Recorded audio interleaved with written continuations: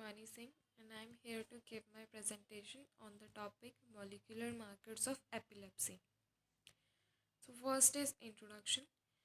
Epileptogenesis biomarker is defined as an objectively measurable characteristic of a biological process that reliably identifies the development, presence, severity, progression or localization of an epileptogenic abnormalities. These are classified as diagnostic, prognostic and other biomarkers. Diagnostic biomarker provide information about clinical status such as the extent, localization, severity of epilepsy and sensitivity of specific treatments. Prognostic biomarkers allow prediction of future clinical features such as progression, remission or cure. Other biomarkers used to predict the occurrence of psychiatric and con- cognitive comorbidities or sudden unexpected death. Why is it important to identify biomarkers for epilepsy? The major objective is to individualize and optimize treatment.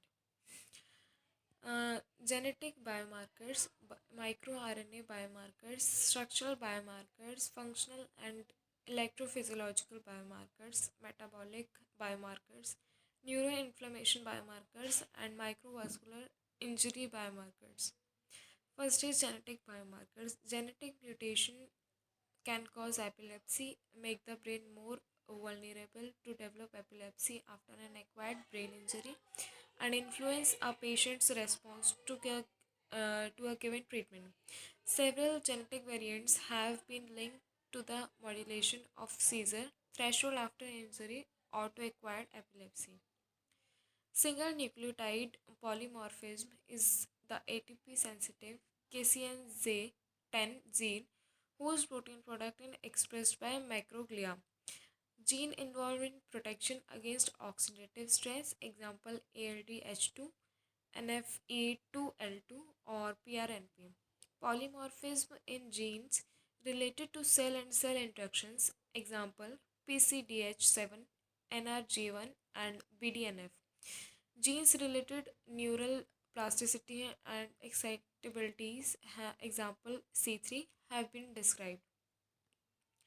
MicroRNAs. MicroRNAs are small non coding RNAs that regulate post transcriptional genes expression.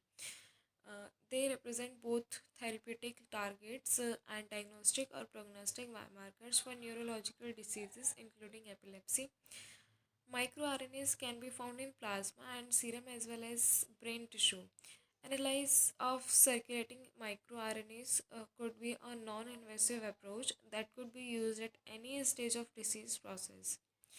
MicroRNAs can measurement of circulating microRNAs be used to identify individuals who will develop epilepsy after brain injury.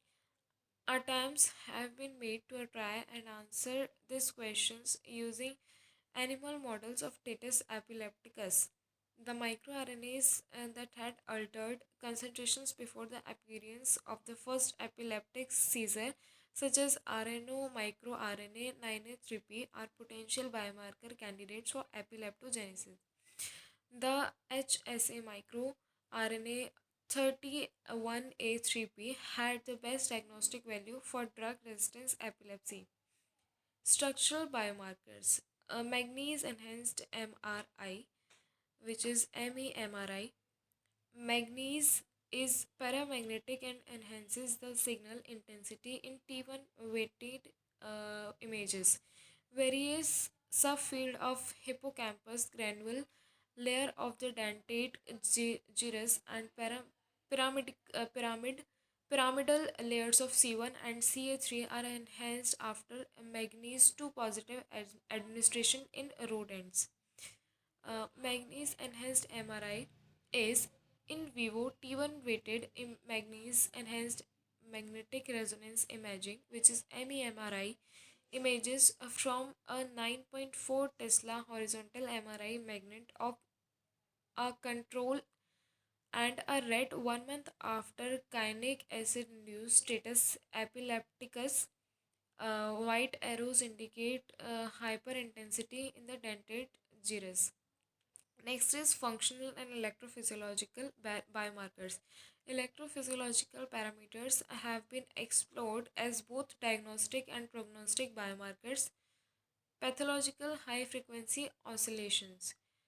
First, pathological high frequency oscillation is pathological HFOs are brief events in the spectral range of 80 to 600 Hz, with different terms being used depending on the frequency range, that is ripples 80 to 250 Hz and fast ripples 250 to 500 Hz.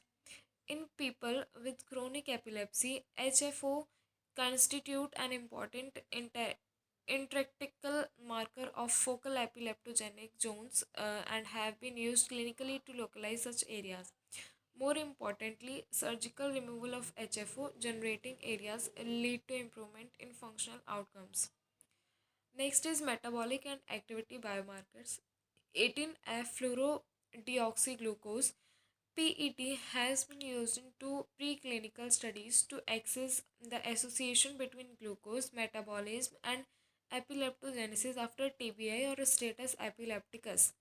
In both studies, abnormalities in 18FFDG PET were identified during epileptogenesis, but the sensitivity and specificity of the changes remain to be established.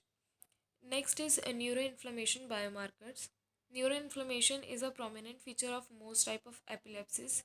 Neuroinflammation is characterized by the synthesis of cytokinase, chemokinase, and danger signals mediated by endogenous molecules and that are released upon tissue damage and downstream effector molecules from microglia, astrocytes in neurons. Clinical evidence has shown that inflammation in a hallmark of the epileptic focus in drug resistance epilepsies. Moreover, neuroinflammatory mechanisms contribute to seizure generation. Neuroinflammatory biomarkers, molecular imaging techniques that allow visualization of inflammatory cells and measurement of inflammatory mediators in the blood hold promise for monitoring neuroinflammation in people with epilepsy.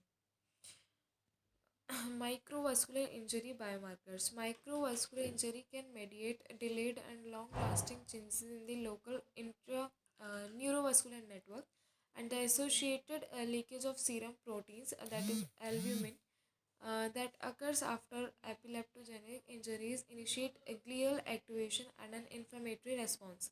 Albumin activates specific signaling pathway in astrocytes, leading to a transcriptional response that mediates a reduction in buffering of extracellular potassium and glutamate, an increase in local neuroinflammatory responses, and selective excitatory synaptogenesis.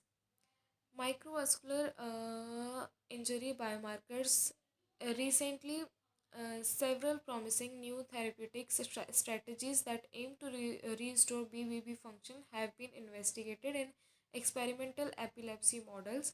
These include inhibition of TGF receptors, IL1R, and the mammalian target of rapamycin mTOR pathway.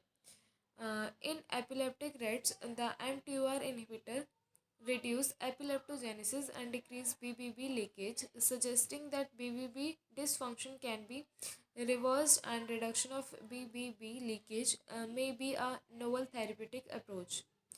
Current changes, genetic heterogeneity, ethnicity, and sex probably have large effects on biomarker expression. Moreover, that drug or comorbidities can affect biomarker profiles. One further important source of variability is the age of patients. So far, studies have focused on biomarker identification in adults. However, the onset of epilepsy is often in childhood, which will need to be taken into account. These biomarkers need to be accessible to physician, that is specimens to be analyzed and need to be accessible.